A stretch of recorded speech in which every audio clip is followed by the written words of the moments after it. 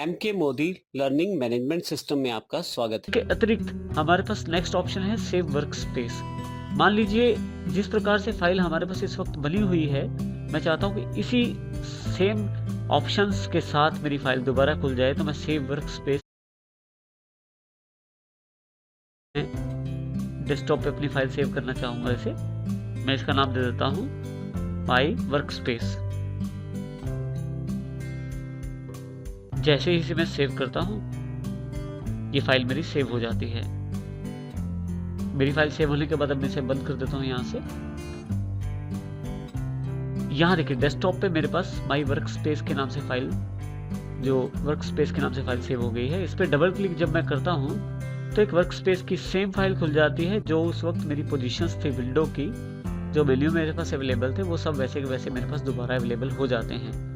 तो इस प्रकार मैं अपने एरिया को अपने अकॉर्डिंग प्रयोग कर सकता हूँ। इसके अतिरिक्त यदि आपने विंडोज में स्विच करना है, यानी कि एक विंडो के अलावा दूसरी विंडो खोलनी है, स्विच विंडो पे जाएं, कंप्लीट टू, देखिए इसने कंप्लीट टू को सिलेक्ट कर लिया है। फिर से स्विच विंडो पे जाएं, कंप्लीट डेटा वन, फिर से कंप्लीट डेटा वन को इसने सिलेक्ट कर लिया है। इसको हम इस प्रकार से भी देख सकते हैं। सबसे पहले हम इसे मैक्सिमाइज कर देते हैं। अब देखिए स्विच विंडो करके मैं अगर कंप्लीट टू पे जाता हूँ तो मेरे पास जो जानकारी अवेलेबल हो जाती है वो कंप्लीट टू की वर्कशीट की हो जाती है, कंप्लीट टू की वर्कबुक की हो जाती है। इसी तरह से कंप्लीट डेटा वन पे क्लिक कर देता हूँ तो मेरे पास कंप्लीट डेटा वन का जो विंडो है, जो वर्कशीट है, मेरे पास वो अवेलेबल हो जाती है। इस तरह से आसानी से मैं विंडोज में स्विच कर सकता हूँ, एक के अलावा दूसरी विंडो खोल सकता हूँ। इस प्रकार से मैं इसका प्रयोग कर सकता हूँ। नेक्स्ट जो ग्रुप हमारे पास अवेलेबल है मैक्रोस के रूप में, उसमें हमारे पास सबसे महत्वपूर्ण कमांड है मैक्रोस। मैक्रोस का अर्थ उन कार्यों की रिकॉर्डिंग से है जिन्हें आपको बार बार करना पड़ता है, यानी कि जो कार्य आपको बार बार करने पड़ते हैं उन्हें आप रिकॉर्ड करके रख सकते हैं मैक्रोस के रूप में, और बाद में उन कार्यों को करने के बजाय आप केवल मैक्रोस को रन कर दीजिए, आपके कार्य खुद कर देगा। यानी कि एक तरह से हम ये कह सकते हैं कि मैक्रोस में कार्यों की रिकॉर्डिंग की जाती है। जो भी कार्य आप करना चाहते हैं उसकी आप रिकॉर्डिंग कर सकते हैं मैक्रोस के द्वारा। इसको हम एक उदाहरण से समझते हैं। जैसे हमारे पास एक कंपनी की जो सेल की रिपोर्ट है वो पड़ी हुई है, जनवरी 2012 की, फरवरी 2012 और मार्च 2012। अब मेरे पास, मैं चाहता हूं कि मुझे ये जानकारी मिल जाए कि दिल्ली की टोटल सेल कितनी थी जनवरी में, इस तरह से पंजाब की कितनी थी और हरियाणा की कितनी थी, जो कि स्टेट वाइज मुझे डिटेल मिल जाए। और मैं ये भी चाहता हूँ कि मुझे इसी तरह से प्रोडक्ट वाइज भी जानकारी मिल जाए कि मेरी टोटल ऑयल की सेल कितनी थी, जो कि अलग अलग स्टेट में अलग अलग है। इस तरह से टोटल शुगर की कितनी सेल थी और टोटल घी की कितनी सेल थी। इस आधार पे मैं अपने निर्णय बनाना चाहता हूँ। तो अब यहाँ ध्यान दें कि जनवरी 2012, फरवरी 2012 और मार्च 2012, इस तरह से मैंने 3 जो वर्कशीट बना रखी हैं जिसमें अपनी जानकारी उपलब्ध है। इसका अर्थ ये है कि हमें इन सब के लिए सब टोटल कमांड को प्रयोग करना पड़ेगा ताकि मुझे ये जानकारी मिल जाए। अब सब टोटल कमांड को प्रयोग करने से पहले ज़रूरी है कि मैं इसे सॉर्ट कर लूँ ताकि मेरे पास जो जानकारी है कैटेगराइज वाइज आ जाए। तो सॉर्टिंग के लिए मैं सिलेक्ट कर लेता हूँ डेटा को अपने और सॉर्ट कर लेता हूँ। इस तरह से मैं दूसरी शीट को भी सॉर्ट कर सकता हूँ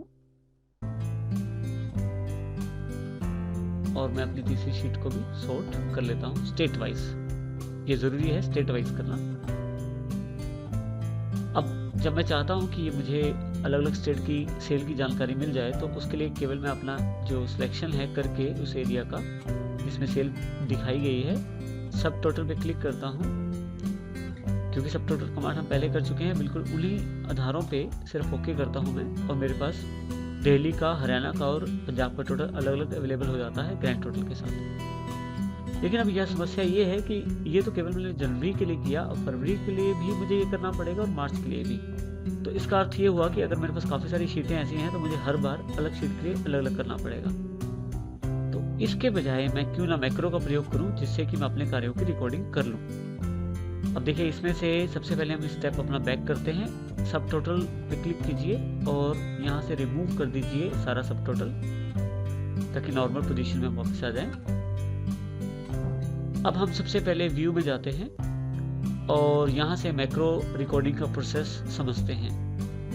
मैक्रो का प्रयोग करने के लिए हमारे पास 2 स्टेप अवेलेबल हैं, व्यू मैक्रोज और रिकॉर्ड मैक्रोज। रिकॉर्ड मैक्रोज का अर्थ है कि हम अपनी रिकॉर्डिंग स्टेप्स की कर लें, और व्यू मैक्रो का अर्थ है कि जो रिकॉर्डिंग की गई है उसका प्रयोग कर लें। इसलिए अब सबसे पहले हम रिकॉर्डिंग करना सीखते हैं। मैक्रोस पे क्लिक करें और सबसे पहले रिकॉर्ड मैक्रो पे क्लिक करें। हमारे पास एक बॉक्स अवेलेबल हो जाता है। उस बॉक्स में हम लोग मैक्रो का नाम दे सकते हैं। जैसे कि मैं इसका नाम दे देता हूँ